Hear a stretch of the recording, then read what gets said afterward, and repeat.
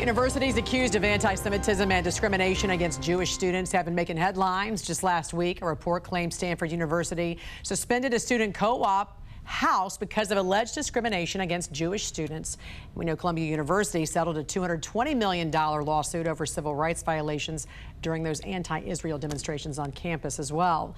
Joining us now to discuss is Campus Reform's editor-in-chief, Dr. Zachary Marshall. Good morning to you, Dr. Marshall. Great to see you again. Great to be back. Let's start with Stanford and this investigation into claims that Jewish students were targeted, called Zionists, and then asked to leave a co-op house. What happened here? Yeah, so last year we had two student houses on Stanford University's campus tell Jewish residents they were not welcome. And this was covered in anti-Zionist language, which is just another word for being Jewish. And this is just a reminder that the left has an anti-Semitism problem, and that's what I'm trying to show through my work at Campus Reform, that we cannot ignore the left's anti-Semitism because it is clouded in the BIPOC DEI language and initiatives in higher education. This is what fuels anti-Semitism at universities like Stanford and Harvard and Columbia. Stanford, in fact, was one of 60 colleges and universities the Trump administration said could face enforcement actions because of their records and because of the claims of anti-Semitism. Should these schools be getting taxpayer dollars? No, absolutely not. And I think it's a good thing that we are seeing the Department of Education being so thorough and forceful with defunding universities that violate Title VI protections for colleges that do not protect Jewish students. So I think we need to see more of that. And it's positive news that Harvard University is now trying to settle with the federal government. I think more universities should do the right thing, and they need to own up to their failings since October 7th. Let's talk about the other big headline, and that's Columbia University paying big, settling that $220 million lawsuit there. But what I thought kind of also got lost a little bit in that story was these maintenance workers who were held hostage during anti-Israel riots and then required to scrub swastikas off of school property. They too reached a settlement with the school, but their civil lawsuit against those demonstrators continues. I mean, these guys, they were assaulted, they were battered, held against their will, they were terrorized. These poor guys went through so much during this, and not a lot of attention has been brought to it. Have these attackers even been brought to justice? No, they haven't. This is a very slow process because Columbia University was resistant to acting against the protesters who are causing property damage and attacking people on campus. And we have seen across the country that local prosecutors are being even slower with actually prosecuting charges against people who violate our laws. The one thing I will say is that the janitors at Columbia University had to scrub swastikas off the walls that the university chose to ignore. The janitors were also attacked and called Jew lovers during the Hamilton Hall occupation. Yeah.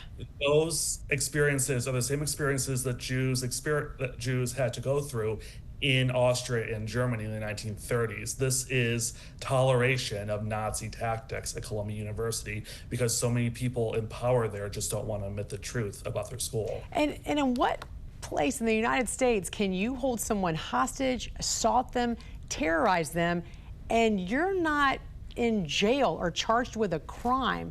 I don't recall hearing too many of these protesters being charged with assault. No, and the answer to your question is Columbia University, Cooper Union, UC Berkeley, Harvard University. One of the ongoing reports that we are covering is the number of charges that are being dropped by local prosecutors across the country, and also the threats of suspension and expulsion that don't really go anywhere. If you look at the congressional testimony from Columbia University's former president, you will see a long line of warning letters being issued to people, but then not much else. They will do everything but hold people accountable for their crimes.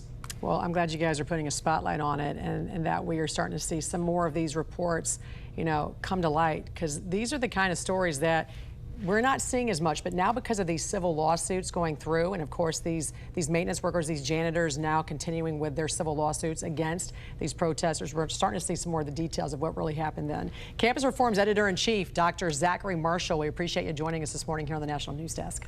Thanks. Thank you. Harvard is now open to settling with the Trump administration. That's according to the New York Times, who reports the Ivy League university is considering a $500 million deal as a way to end its months-long battle with the administration.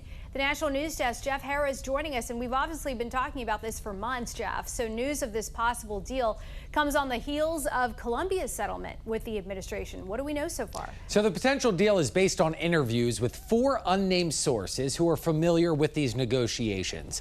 The New York Times reporting Trump is pushing for Harvard to pay more than Columbia, but officials involved are a little bit hesitant.